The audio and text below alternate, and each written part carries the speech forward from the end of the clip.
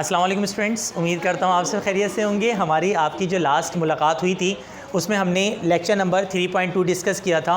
सबसे पहले हमने चैप्टर नंबर 3 जैसे स्टार्ट किया, 3.1 किया, उसके बाद 3.2 किया, उसके बाद आज हम चैप्टर नंबर 3 का थर्ड टॉपिक स्टार्ट करने जा रहे हैं। और यहाँ से इम्पॉर्टेंट टॉपिक्स स्टार्ट होते हैं, यानी पेपर में आने वाले टॉपिक्स यहाँ से स्टार्ट होते हैं। 3.1 जो है उसमें हमने पढ़ा था फजूल टॉपिक से मुतालिक, यानी डिस्प्लेसमेंट, वेलोसिटी, एक्सेलरेशन, ये सब ये वैसे भी नहीं आता। उसके बाद लेक्चर नंबर 3.2 जब आया था तो उसमें हमने पढ़ा था न्यूटन का फर्स्ट लॉ मोशन, न्यूटन का सेकंड लॉ मोशन। ये फजूल चीज़ें ये पेपर में नहीं आती, यानी लेक्चर नंबर 3.1, 3.2 इतना इंपॉर्टेंट नहीं था। अभी हम जो आपसे डिबेट करने जा रहे हैं या जो टॉपिक स्टार्ट करने जा रहे हैं वो लेक्चर नंबर 3.3 है। और यहाँ से वो टॉपिक्स हैं कि जो बोर्ड के पेपर में आने वाले टॉपिक स्टार्ट होते हैं। अच्छा, इत्तेफाकिया तौर पे तुम्हें ये टॉपिक भी बहुत आसान लगेगा ओ लेवल वालों को छोड़ के। उसकी वजह ये है कि ये वाला टॉपिक पूरा का पूरा हम लोग मैट्रिक क्लास में पढ़ के आते हैं, तो ये जैसा तुम लोगों ने मैट्रिक क्लास में पढ़ा है ना उसमें कोई चेंज नहीं है, बिल्कुल वैसे ही है ये वाला टॉपिक, ठीक है ना। तो जब तुम लोग पढ़ोगे तो तुम लोग को अंदाज़ा होगा कि यार मैट्रिक का टॉपिक कॉपी पेस्ट हो गया है। तो जब इंशाल्लाह कराऊंगा तो आपको आइडिया हो जाएगा कि इतने मुश्किल टॉपिक नहीं है। सबसे पहले जो इसका सवाल आता है उसमें दो चीज़ें होती हैं। पहले ये बोलते हैं टेंशन स्ट्रिंग क्या है। टेंशन स्ट्रिंग के अंदर दो केसेस होते हैं, उन दो केसेस के लिए डेरिवेशंस करनी होती हैं। आइए स्टार्ट करते हैं अपने टॉपिक को। चैप्टर नंबर 3 स्टार्ट हो रहा है, मतलब चैप्टर नंबर 3 का तीसरा टॉपिक यानी 3.3 लेक्चर स्टार्ट हो रहा है। तमाम के तमाम बच्चे हेडिंग डाल दें टेंशन इन स्ट्रिंग। तमाम के तमाम बच्चे हेडिंग डाल दें tension in string. Tension in string. Tension in string की हेडिंग डाल के आप तमाम बच्चों से गुजारिश अर्ज़ है, तमाम बच्चे टेंशन स्ट्रिंग की हेडिंग डाल दें। डाल दी हेडिंग। अब पहले ज़रा सुन लो 2 मिनट के अंदर टेंशन स्ट्रिंग बुनियादी तौर पे होता क्या है। देखिए, जब भी, अब बातें नहीं करना गर्ल्स, चुप होके यहाँ सामने देखो। जब भी किसी बॉडी को ना, कोई बॉडी है और उस बॉडी को डोरी से लटकाया जाए, एक बॉडी है उसको बॉडी से किसी भी डोरी से, किसी धागे से क्या किया जाए, लटकाया जाए, तो जो उस गरीब का वेट होता है ना वो उसे हमेशा नीचे की तरफ खींचता है। आप जाएं, आप किसी भी डोरी को पकड़ के लटक जाएं तो जो आपका वेट है वो उस डोरी को कहाँ खींचेगा, नीचे की तरफ। और जो डोरी है वो उस बॉडी को कहाँ खींच रही होगी, ऊपर की तरफ। इसकी एक बेहतरीन एग्जाम्पल है पेंडुलम। मैट्रिक क्लास में उसका प्रैक्टिकल करके आयोगे। जो पेंडुलम का बॉब होता है उसको आपने लटका दिया किसके साथ, डोरी के साथ। अब क्या सीन होता है, अब ये सीन होता है कि जो आपके पास बॉब का मास होता है वो डोरी को कहाँ खींच रहा होता है, नीचे की तरफ। और जो डोरी होती है उसे कहाँ खींच रही होती है, ऊपर की तरफ। ये जो ऊपर वाली फोर्स है इसे मोहब्बत से कहा जाता है टेंशन इन स्ट्रिंग। क्या कहा जाता है, यानी कि नतीजा ये निकला कि जब भी किसी बॉडी को डोरी के साथ लटकाते हैं तो जो बॉडी का वेट होता है वो उसे नीचे की तरफ खींच रहा होता है, और जो डोरी होती है वो उसे और ऊपर की तरफ लगने वाली फोर्स को कहा जाता है tension in string. Get it? Any problem girls? अब तमाम बच्चों से गुजारिश है टेंशन स्ट्रिंग की पहले मुझसे इंग्लिश में डेफिनेशन सुन लीजिए, मैं लिखवाऊंगा, सुन लीजिए। डेफिनेशन क्या है? डेफिनेशन है when a body is kept suspended by a string. जब भी किसी बॉडी को लटकाया जाता है स्ट्रिंग से, इट इज़ नॉट वो पीने वाला स्ट्रिंग, इट इज़ स्ट्रिंग आर वाला, ठीक है। When a body is kept suspended by a string, जब भी किसी बॉडी को स्ट्रिंग से लटकाया जाता है, देन तो weight of the body pulls the string downward. Then weight of the body pulls the string downward while string pulls the body upward. फिर से सुनिए, when a body is kept suspended by a string, then weight of the body pulls the string downward while string pulls the body upward with an equal force. And this upward force is called tension in string. Clear हो गया? मुश्किल तो नहीं है। Definition लिखें, when a body tension in string की heading डालें और लिखें when a body is kept suspended, when a body is kept suspended by a string, when a body is kept suspended by a string, then weight of the body, when a body is kept suspended by a string, then weight of the body pulls the string downward.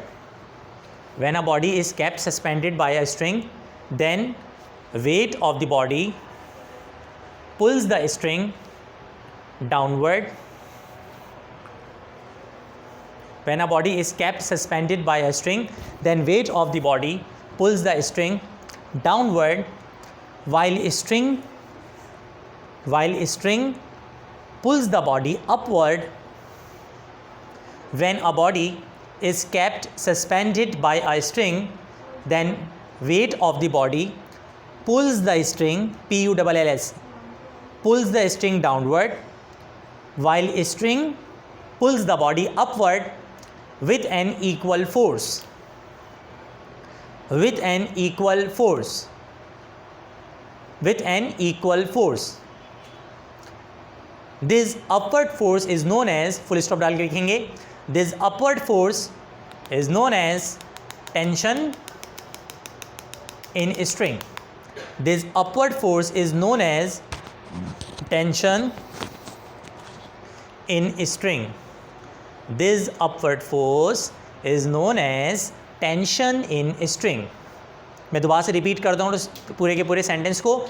When a body is kept suspended by a string, then weight of the body pulls the string downward, while string pulls the body upward with an equal force, and this upward force is known as tension in string. Get it? अच्छा, अब इसके अंदर ना tension string के अंदर दो cases आते हैं. एक केस इंशाल्लाह अज़्ज़वजल आज लेक्चर नंबर 3.3 में डिस्कस हो जाएगा, और एक केस नंबर 2 होगा जो कि लेक्चर नंबर 3.4 में डिस्कस होगा. रिलैक्स होकर ज़रा सुन लीजिएगा केस होगा क्या और उसमें बुनियादी तौर पे हम पढ़ेंगे क्या. भाई साहब, सिलसिले कुछ ऐसे हैं. केस नंबर जो 1 है ना, केस नंबर 1 में जो पुली है, इसको मैं ऐसी रफली बना रहा हूँ अभी फ़िलहाल. केस नंबर 1 में जो पुली है ना, उसके साथ दो बॉडीज़ लटकी हुई होंगी वर्टिकली तौर पे. केस नंबर 1 जो है उसमें दोनों बॉडीज़ कैसे लटकी हुई होंगी? वर्टिकली तौर पे. दोनों बॉडीज़ वर्टिकली तौर पे हैंग्ड होंगी लाइक दिस. ठीक है. और जो केस नंबर 2 होगा उसका सीन कुछ ऐसा होगा कि उसमें एक बॉडी हॉरिजॉन्टल होगी और एक बॉडी क्या होगी? वर्टिकल होगी. एक बॉडी हॉरिजॉन्टल होगी और एक बॉडी वर्टिकल होगी. यानी केस नंबर 1 जो है उसमें ये वाला सीन होगा, दोनों बॉडीज़ वर्टिकल हैं. और जो केस नंबर 2 है उसमें ये वाला सीन होगा, एक बॉडी हॉरिजॉन्टल है और एक बॉडी क्या है? वर्टिकल. दोनों में क्या करना होता है? दोनों में कुछ नहीं करना होता. दोनों में आपको डेरिवेशन करनी होती है. दोनों केसेस में आपको डेरिवेशन करनी होती है टेंशन की और एक्सेलरेशन की. दोनों में दो डेरिवेशंस करनी होती है, एक एक्सेलरेशन की और टेंशन की. यानी केस नंबर 1 आएगा तो भी आपको डेरिवेशन जो करनी होगी वो किसकी करनी होगी?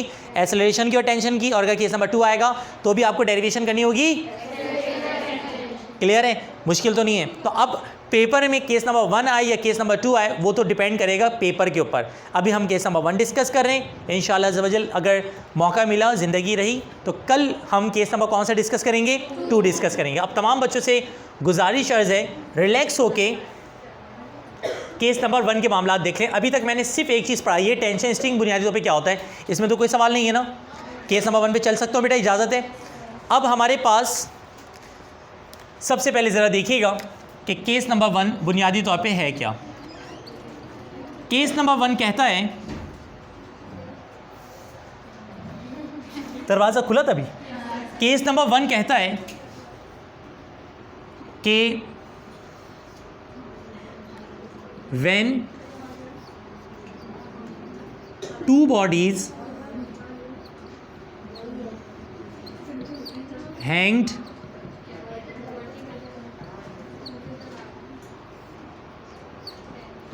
vertically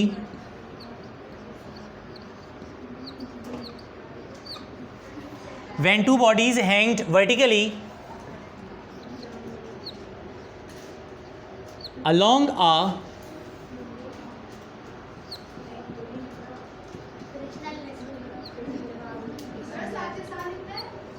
no frictionless pulley. अच्छा, यहाँ पे एक बात मैं बता दूँ, फ्रिक्शनलेस पुली बोलने क्यों बोला गया है? अगरचे फ्रिक्शनलेस पुली कोई सी पुली नहीं होती. प्रैक्टिकली तौर पे कोई फ्रिक्शनलेस पुली पॉसिबल ही नहीं है. आप कितनी अच्छी पुली ले लो, थोड़ी बहुत फ्रिक्शन तो उसमें होती है. बट फ्रिक्शन लेस इस वजह से लिया है कि डेरिवेशन में ना अगर हम फ्रिक्शन भी कंसीडर कर लेंगे तो हमारी डेरिवेशन कॉम्प्लिकेटेड हो जाएगी, फिर हमें फ्रिक्शन भी लेके कंसीडर करना पड़ेगा मामलात को। तो लिहाजा हमने कहा यार अभी फ्रिक्शन लेस पुली है, फ्रिक्शन नहीं है, ठीक है। तो आइए अल्लाह का नाम लेके स्टार्ट करते हैं पहली डेरिवेशन फ्रिक्शन लेस पुली की। सबसे पहले इसकी डायग्राम को देख लीजिए या इसकी फिगर को देख लीजिए कि होगा क्या। बेटा इसमें आपने सबसे पहले दो बॉडीज कंसीडर करनी होंगी।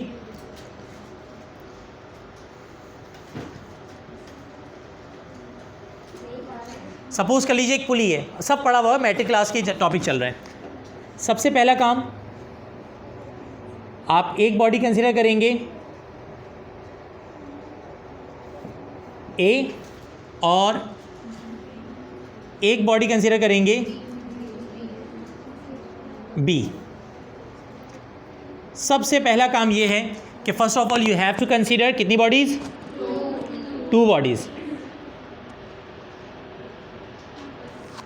ठीक है। First of all you have to consider कितनी बॉडीज, 2 बॉडीज, ए और बी। इमेजिन कर लो ए का मास m1 है तो इसका वेट क्या बन जाएगा, m1g। वाह, ए का मास m1 है तो उसका वेट m2 बन जाएगा, कुछ भी मतलब ए का मास अगर m1 है तो इसका वेट क्या बन जाएगा, m1g बन जाएगा।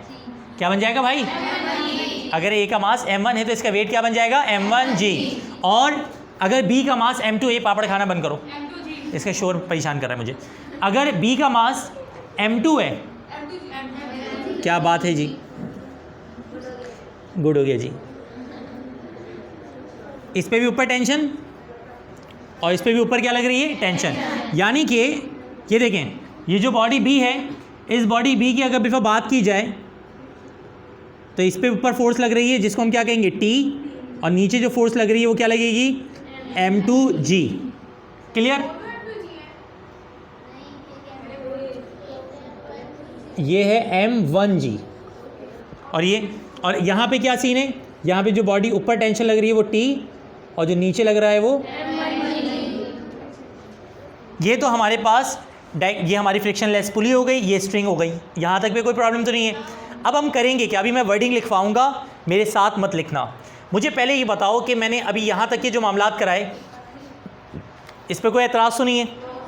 मैंने जस्ट आप लोगों को क्या बना के दी है, पूरी की पूरी डायग्राम बना के दी है कि टेंशन स्ट्रिंग के लिए डायग्राम बनेगी किस तरह से। हम 2 बॉडीज़ कंसीडर करेंगे और दोनों को लटका देंगे वर्टिकली तौर पे और फिर इस तरह से डायग्राम क्लियर हो जाएगी हमारी।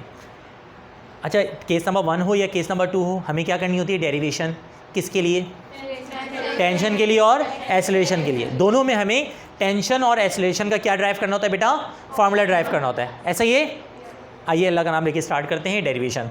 मेरे भाई सबसे पहले तवज्जो रखिएगा, सबसे पहले हम यहाँ पर बॉडी ए को कंसीडर करेंगे, यानी कि हम हेडिंग डालेंगे कंसीडर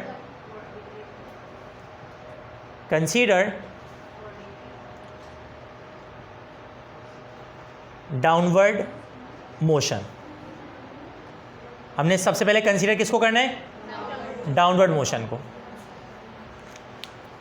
कंसीडर डाउनवर्ड मोशन, मैंने डाउनवर्ड मोशन को कंसीडर कर लिया। बेटा एक बात बताओ, डाउनवर्ड मोशन में मैं बॉडी ए को लूँगा या बी को लूँगा, ख्याल रखिएगा ए का मास ज़्यादा है और बी का मास क्या है, कम। m1 is equal to m2, sorry m1 is greater than m2। m1 का मास ज़्यादा है, m2 का मास कम है। तो यार एक कॉमन सेंस की बात होती है कि जिसका मास ज़्यादा होता है वो नीचे आता है, जिसका मास कम होता है वो ऊपर जाता है। तो यानी कि m1 क्या होगा, नीचे आएगा और m2 कहाँ जाएगा, ऊपर। अब सबसे पहले मुझे एक बात बताओ, फोर्स का एक जनरल फार्मूला होता है कि F इज इक्वल टू होता है ma। तो यानी कि since F is equal to क्या बन जाएगा, m1a। देखो F is equal to ma एक जनरल फार्मूला है जो न्यूटन ने दिया था कि फोर्स का फार्मूला होता है ma। बट यहाँ पे तो मास m नहीं है ना, यहाँ तो जो मास है वो क्या m1 है। तो जब F is equal to ma होता है तो यहाँ के लिए F is equal to ma नहीं बोला जाएगा, बल्कि क्या बोला जाएगा, m1a बोला जाएगा। मुझे नहीं लगता मैं कोई मुश्किल काम कर रहा हूँ, ठीक है। F is equal to ma बोला जाएगा। आगे बढ़ जाऊँ, अब यहाँ से प्रॉब्लम स्टार्ट होंगी। बट हेयर वैसे F is equal to m1a, but here F is equal to m1g minus T. आप कहेंगे कहाँ से आ गया भाई साहब। बेटा एक उसूल याद रखना, फोर्स निकालने के लिए ना बड़ी फोर्स में से छोटी फोर्स को माइनस कर दिया जाता है। एग्जाम्पल देता हूँ, मिसाल के तौर पे मेरे पास एक बॉडी है। अब जो तमाम गर्ल्स ना सोच समझ के जवाब दीजिएगा। एक बॉडी है उस पर ऊपर की तरफ लग रही है 3 न्यूटन फोर्स और नीचे की तरफ लग रही है 3 न्यूटन फोर्स। सोच समझ के जवाब देना, ये बॉडी ऊपर जाएगी या नीचे जाएगी? ये कहीं नहीं जाएगी, ये कहाँ रहेगी? बीच में। अच्छा, इमेजिन करो ऊपर 3 न्यूटन लग रही है और नीचे कितनी लग रही है? 10 न्यूटन। तो आप कहेंगे सर अब पक्का ये नीचे जाएगी। कहाँ जाएगी? तो यहाँ से बच्चों हमने ये उसूल सीखा कि जो फोर्स बड़ी होती है बॉडी उस तरफ जाती है। ऐसा ही है आपके यहाँ, तो ये तो कॉमन सेंस की बात है, इसमें मुश्किल क्या था? मुझे एक बात बताओ, बॉडी 10 न्यूटन की तरफ जाएगी तो आप में से कोई बता सकता है बॉडी 10 न्यूटन की तरफ यानी नीचे की तरफ कितनी फोर्स के साथ जा रही होगी? जो 10 बोल रहे हैं वो गलत हैं और जो 7 बोल रहे हैं वो सही है। बॉडी जो नीचे जा रही होगी ना वो 10 से नहीं जा रही होगी, 7 से जा रही होगी। उसकी वजह ये है कि अगेंस्ट में 3 न्यूटन भी तो लग रहा है, तो इसका मतलब जो रियल फोर्स आएगी, वैसे फोर्स तो लग रही है जो भी है, लेकिन जो इसकी रिजल्टेंट फोर्स आएगी वो 10 - 3 के बराबर होगी।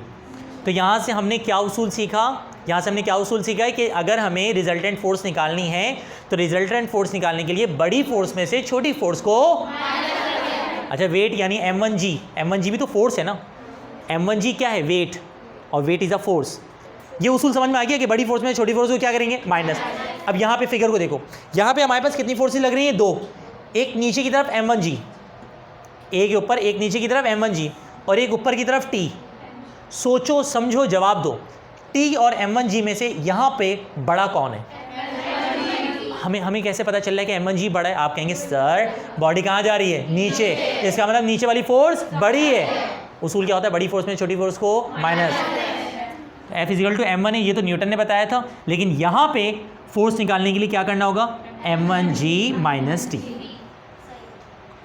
क्लियर हो गई लॉजिक? तो F = m1g - t। आगे हम वही करेंगे जो आप लोग सोच रहे हैं। क्या लिखेंगे हम? Comparing both above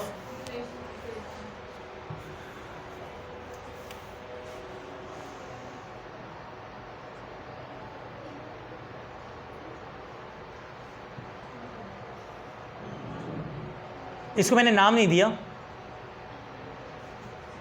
comparing both above equations we get. अब देखो कंपैरिजन तो तुम लोग को आता है ना कैसे करते हैं। इस इक्वेशन को कंपेयर कर रहा हूँ, ज़रा बताना क्या बनेगा?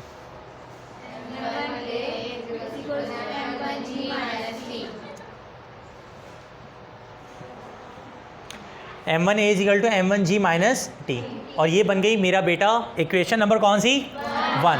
गर्ल्स सिर्फ इतना बताओ, डाउनवर्ड मोशन कंसीडर की मैंने, F = m1a लेके F = m1g - t की इस लॉजिक के तहत लिया, कंपेयर करके यहाँ तक पहुँचा दिया मामलात को। कोई एतराज़ तो नहीं है? किसी को कोई प्रॉब्लम है? अब कहाँ जाएंगे हम?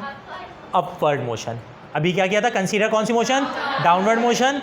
अब हम लिखेंगे कंसीडर, ये जो लड़की बात कर रही है ना, अगर वीडियो नहीं बन रही होती ना, मैं सही से दुआ सलाम करता उससे। कंसीडर, जब टॉपिक चल रहा हो ना बेटा, मशवरा दे रहा हूँ, बातें नहीं क्या करो, आवाज़ ना, पहली बात पूरी क्लास क्योंकि चुप होकर बैठी हुई है तो आपकी आवाज़ गूंजती है, वाज़ेह तौर पे पता चल जाता है कि आप बातें कर रही है। और आप अगर ये समझ रही हैं कि आप ओवर स्मार्ट है कि आपका मास्क लगा हुआ है और आपकी बातों का पता नहीं चलेगा, तो ये आपकी नादानी है। मास्क के बगैर भी पता चल जाता है कि आप बात कर रही हैं, ठीक है? Consider upward motion. आप कौन सी मोशन कंसीडर कर रहे हैं? अपवर्ड। भाई साहब सोच समझ के जवाब दीजिएगा, जब हम अपवर्ड मोशन कंसीडर करेंगे, डाउनवर्ड में m1 था, अपवर्ड में कौन होगा? m2। डाउनवर्ड में F = m1a था, तो अपवर्ड में क्या होगा? यानी कि हम क्या कहेंगे यहाँ पर? सिंस F = बोलो यहाँ तक क्लियर हो गया? अब हम क्या कहेंगे? But here. अब मैं देखता हूँ आप में से इंटेलिजेंट कितने बच्चे हैं भाई। बट हेयर करके वहाँ पे बड़ी, देखो उसूल वही है, बड़ी फोर्स में छोटी फोर्स माइनस होती है। और बड़ी फोर्स का पता कैसे चलता है? जिस तरह बॉडी जा रही है वो बड़ी फोर्स है। अब यहाँ उस वाले केस में बताओ कि बड़ी फोर्स T है या m2g है? तो आप बताओ वहाँ के लिए F = क्या होगा? T - m2g। तो बट हेयर क्या बनेगा? क्या आउटस्टैंडिंग स्टूडेंट्स हैं आप लोग बेटा, very good. F is equal to T minus M2G, मुनासिब हो गया यहाँ तक? अगेन वही काम होगा, कंपेयरिंग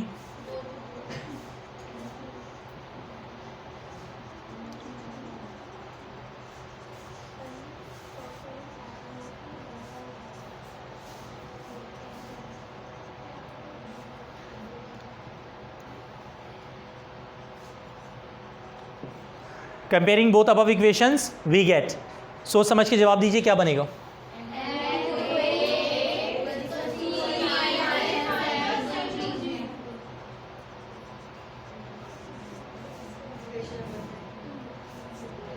क्लियर हो गया? इक्वेशन नंबर 1 बनाया, कोई प्रॉब्लम? इक्वेशन नंबर 2 बनाई, कोई प्रॉब्लम?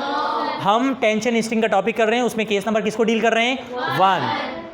केस नंबर 1 को डील करने के लिए सबसे पहले बेटा जो हमने काम किया, ये जो हमने पढ़ा या जो भी किया, उसमें हमने पहले डायग्राम बनाई, लिखिएगा मत मेरे साथ, मैं लिखवाऊंगा प्रॉपर अंदाज में।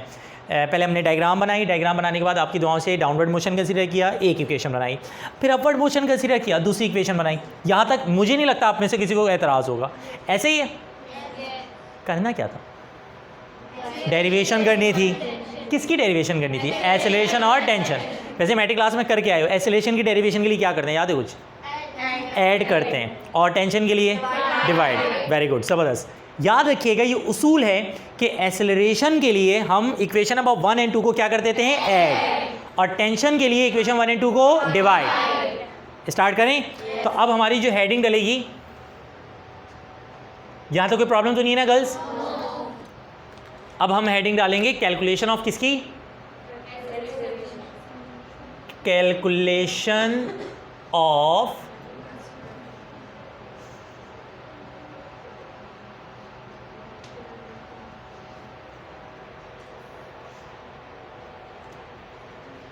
Calculation of acceleration. Calculation of acceleration के लिए हम क्या कहेंगे? एडिंग 1 and 2, और फिर मेरा तकिया कलाम we get. Adding equation number 1 और 2 वी गेट। हम इक्वेशन नंबर 1 और 2 को क्या करने जा रहे हैं भैया? ऐड। और ऐड करने का उसूल याद रखना, राइट को राइट में, लेफ्ट को लेफ्ट में। इसका मतलब M1A प्लस M2A और M1G minus T plus T minus M2G। बताओ क्या बनेगा? M1A प्लस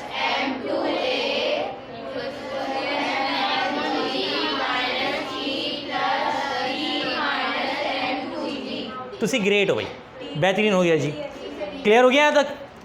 ये देखो, राइट राइट में, लेफ्ट लेफ्ट में। किसी लड़की को एतराज़ है? आगे बढ़ जाऊं? माइनस टी से प्लस टी कैंसिल। क्या बनेगा? M1A plus M2A is equal to M1G minus M2G। अब यहाँ से कौन कॉमन ले लेंगे? A, और यहाँ से G। बताओ क्या बनेगा? A M1 plus M2 is equal to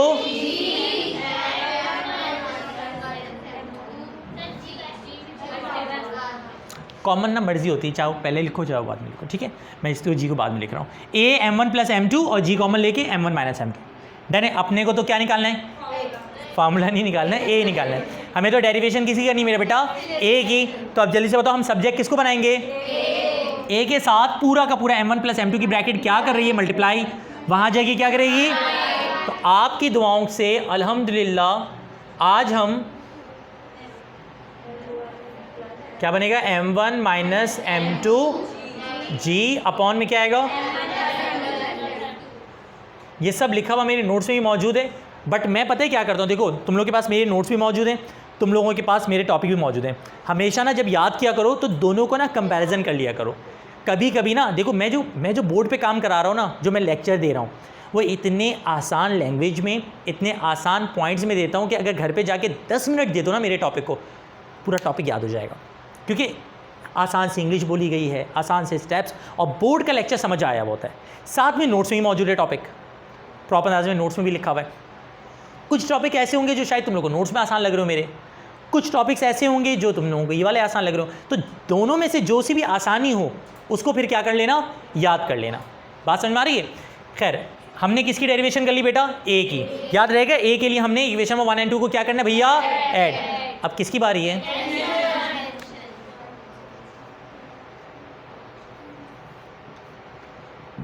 calculation of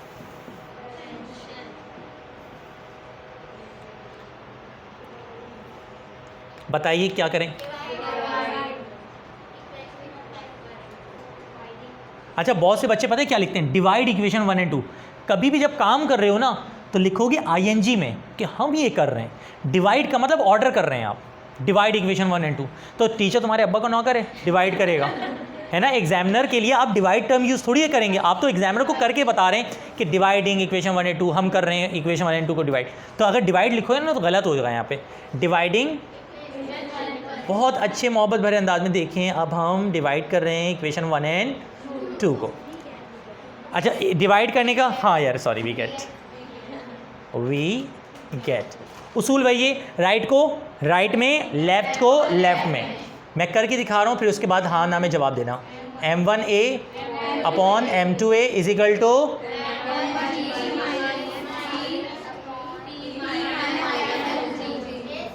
बोलो जी, ए से ए।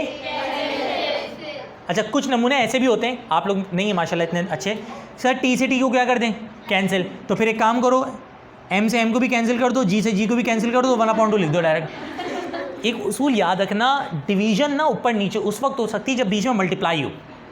अगर बीच में माइनस या प्लस आ गया तो फिर कैंसिलेशन पॉसिबल नहीं है। वरना यार मैट्रिक की क्लास में हम लोग कितने सारे क्वेश्चन करते हैं इस तरह के, a plus B upon a minus B, इसको सॉल्व करना है। तब इसको सॉल्व करना है, a से a कैंसिल करो, b से b कैंसिल करो, प्लस माइनस आंसर आ गया लो।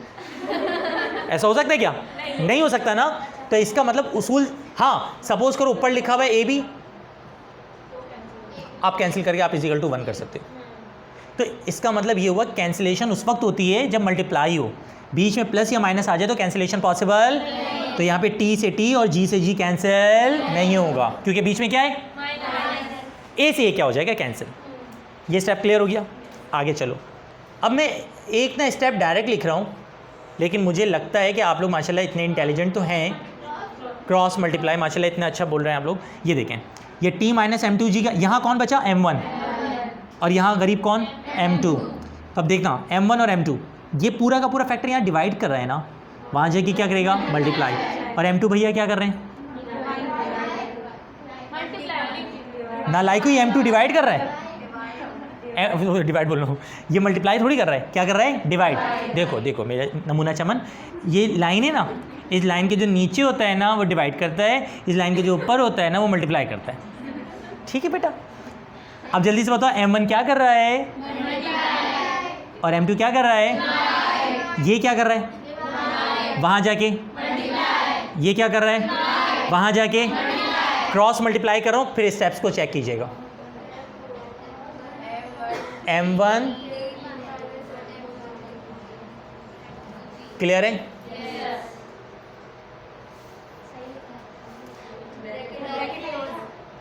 और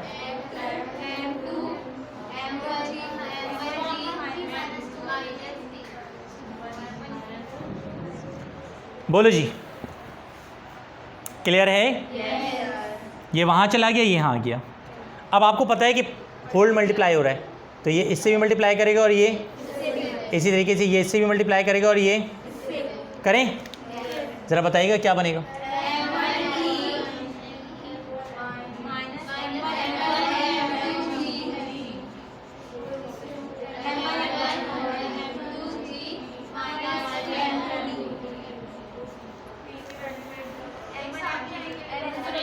ये इससे भी मल्टीप्लाई कर गया, ये इससे भी मल्टीप्लाई कर गया, ये इससे भी मल्टीप्लाई कर गया, ये इससे भी मल्टीप्लाई कर गया। अब हमारा सब्जेक्ट टी है, तो हम टी वाले को एक साइड पे और m1 m2 वाले एक साइड पे। अब आराम से देखना, ये m1 m2 जी यहाँ क्या कर रहा है। अच्छा, पेपर में जब करोगे ना आप सॉल्व, तो ये एरोज बनाने की ज़रूरत नहीं है, ये तो मैं तुम लोग को समझाने के लिए बना रहा हूँ। बताओ m1 m2 जी यहाँ माइनस का, वहाँ जाके क्या हो जाएगा, इसको हम यहाँ भेज रहे हैं, और ये m2 टी यहाँ माइनस का है। मेरे हाथ के इशारे को चेक कर लो हो क्या रहा है, ये माइनस का यहाँ आ रहा है और ये माइनस का वहाँ जा रहा है। ठीक है, स्टेप देखिएगा, क्या बनेगा? m1t प्लस ये देखो m2t वहाँ चला गया is equal to m1,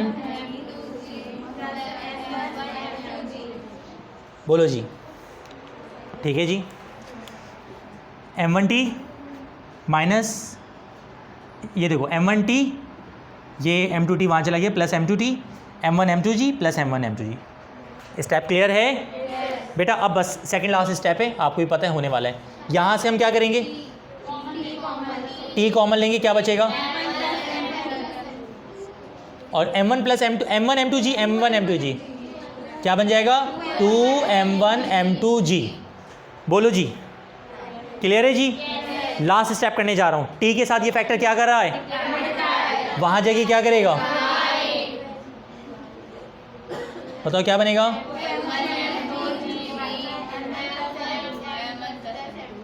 m1 plus m2। बोलो क्लियर हो गया? मुझे एक बात बताओ, टेंशन स्ट्रिंग क्या थी? क्लियर है? टेंशन स्ट्रिंग का केस नंबर 1 जिसमें एक्सेलरेशन और टेंशन ड्राइव करना होता है, पूरी डेरिवेशन वीआईपी करके क्लियर हो गई है। अब सिर्फ और सिर्फ एक काम बाकी है, वर्डिंग, क्योंकि हम डायग्राम जो बनाते हैं उसकी क्या लिखनी होती है? वर्डिंग। वर्डिंग लिखवा दूँ? अब आप तमाम बच्चे जल्दी से हेडिंग डालें और उसके बाद लिखें कंसीडर। तमाम बच्चे जल्दी से ये हेडिंग डालें, यहाँ से लेकर यहाँ तक। तमाम स्टूडेंट्स जल्दी से हेडिंग डालें और लिखें कंसीडर। ये जल्दी जल्दी बोलने से ना मतलब ये होता है कि मैं जल्दी जल्दी आगे बढ़ो, वरना स्लो छोड़ दो ना तो बच्चे रिलैक्स हो जाते हैं। कंसीडर हेडिंग डाल दी? वो देखो कितनी अच्छी बच्ची है, इतनी जल्दी हेडिंग डाल दी उसने, हैं? कंसीडर भी लिख लिया, क्या बात है। क्या नाम है बेटा आपका? हानिया। तुम्हारा नाम हानिया है? तुम्हारा नाम हानिया है। और आपका बेटा? आमना। देखो हानिया एंड आमना, डायग्राम भी बना ली। वो देखो हानिया और आमना ने डायग्राम भी बना ली। तुम्हें कैसे पता चला उन्होंने डायग्राम बना लिया? क्या? हम नहीं छोड़ेगा बच्चों को आज।